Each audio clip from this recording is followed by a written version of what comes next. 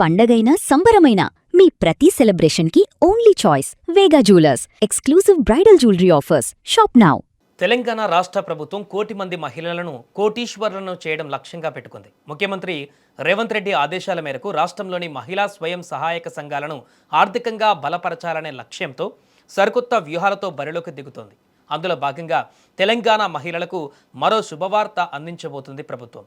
DMart, Reliance Smart, Big Bazaar ఇలాంటి corporate super మార్కెట్లకు వెళ్తే కోట్ల రూపాయల బిజినెస్ కనిపిస్తుంది. కానీ త్వరలోనే తెలంగాణలో ఇలాంటి భారీ సూపర్ మార్కెట్లను కార్పొరేట్లు కాదు, మన ఊరి, మన జిల్లా మహిళా సంఘాల మహిళలే నడపబోతున్నారు. అవును, మీరు విన్నది నిజమే. తెలంగాణలో 1 కోటి మంది మహిళలను కోటీశ్వర్లను చేయడమే లక్ష్యంగా రేవంత్ రెడ్డి ప్రభుత్వం ఒక సంచలన నిర్ణయం తీసుకుంది. అసలు ఏంటి ఈ మహిళా శక్తి సూపర్ బజార్ల కథ? మహిళల లైఫ్ దీనివల్ల ఎలా మారబోతుంది? మహిళల ఆర్థిక సాధికారిత కోసం తెలంగాణ ప్రభుత్వం ఒక వినూత్న కార్యక్రమానికి శ్రీకారం చుట్టింది. సీఎం రేవంత్ రెడ్డి ఆదేశాల మేరకు రాష్ట్రంలోని మహిళా స్వయం సహాయక సంఘాలను కేవలం అప్పులు తీసుకునే స్థాయి నుంచి కోట్లు సంపాదించే వ్యాపారవేత్తలుగా మార్చడమే ఈ ప్లాన్ ముఖ్య ఉద్దేశం. దీనికోసం మహిళా శక్తి సూపర్ బజార్లు ఏర్పాటు కాబోతున్నాయి.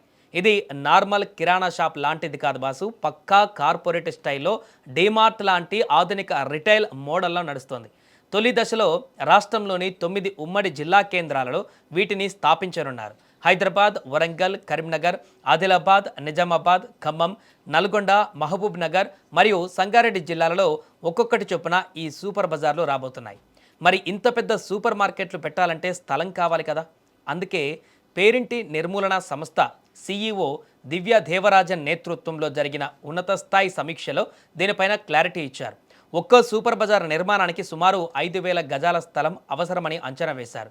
జనాభా సాంద్రత ఎక్కువగా ఉండి వ్యాపారానికి అనుకూలంగా ఉండే ప్రభుత్వ భూములను వెంటనే సేకరించాలని జిల్లా కలెక్టర్లకు ఆదేశాలు కూడా వెళ్ళాయి. అంటే అతి త్వరలోనే ఈ బిల్డింగ్ల నిర్మాణం కూడా ప్రారంభం కాబోతుందన్నమాట. ఇక్కడ నిత్యావసర సరుకులు, గృహోపకరణాలు, నాణ్యమైనటువంటి ఉత్పత్తులు మార్కెట్ ధర కంటే తక్కువకే ప్రజలకు అందుబాటులోకి వస్తాయి. అయితే ఇక్కడ అసలైన ట్విస్ట్ ఒకటి ఉంది. ఈ 9 జిల్లాలలో ఖమ్మం జిల్లాను ప్రభుత్వం ఒక రోల్ మోడల్గా ఎంచుకుంది. ఖమ్మంలో కేవలం సూపర్ బజార్ మాత్రమే కాదు, ఏకంగా ఒక లాజిస్టిక్ హబ్ మరియు ఒక ఆధునిక రైస్ మిల్లును కూడా స్థాపించబోతున్నారు. దీనికోసం రెవెన్యూ శాఖ మంత్రి పొంగులేటి శ్రీనివాసరెడ్డి ఏకంగా 20 ఎకరాల భూమిని కేటాయించడానికి గ్రీన్ సిగ్నల్ కూడా ఇచ్చారు. సో 20 ఎకరాలలో ఒక రైస్ మిల్లు, లాజిస్టిక్ హబ్ అంటే అది ఎంత పెద్ద ప్రాజెక్టు. దీనివల్ల లాభం ఏంటంటే మహిళా సంఘాల ద్వారానే నేరుగా రైతుల నుంచి ధాన్యం సేకరించడం, ఇక్కడే మిల్లింగ్ చేయడం, ప్యాకేజింగ్ చేయడం, ఆ తర్వాత సొంత రవాణా వ్యవస్థ ద్వారా రాష్ట్ర వ్యాప్తంగా ఉన్న సూపర్ బజార్లకు సప్లై చేయడం. అంటే ప్రొడక్షన్ నుంచి సేల్స్ దాకా అంతా మహిళల చేతుల్లోనే ఉంటుంది. మధ్యవర్తులు ఉండరు కాబట్టి లాభాలు అన్నీ నేరుగా మహిళా సమాఖ్యల ఖాతాలలోకి వెళ్తాయి. చాలామందికి డౌట్ రావచ్చు, సూపర్ బజార్ పెడితే మహిళలు కోటీశ్వరులు ఎలా అవుతారని. ఇక్కడే ఉంది అసలైన బిజినెస్ లాజిక్. ఇప్పటి వరకు మహిళా సంఘాలు చిన్న చిన్న వస్తువులు, పచ్చళ్ళు, అప్పడాలు లాంటివి చేసి లోకల్ మార్కెట్లలో అమ్ముకునేవారు. కానీ ఈ సూపర్ బజార్ల ద్వారా ఉత్పత్తి, నిల్వ, పంపిణీ, విక్రయాలు ఇలాంటి అన్ని విభాగాలలో మహిళలే లీడ్ రోల్ తీసుకోబోతున్నారు. స్థానిక మహిళా సమైక్యాలకు ఈ సౌకర్యాల నిర్వహణ బాధ్యతలు అప్పగిస్తారు. అంటే వీరంతా కేవలం కూలీలుగానో ఉద్యోగులుగానో కాకుండా ప్రాఫిట్ షేరింగ్ పార్ట్నర్స్గా, అంటే నిజమైన బిజినెస్ ఉమెన్గా మారబోతున్నారు. టర్నోవర్ కోట్లల్లో ఉన్నప్పుడు లాభాలు కూడా ఆ రేంజ్లోనే ఉంటాయి.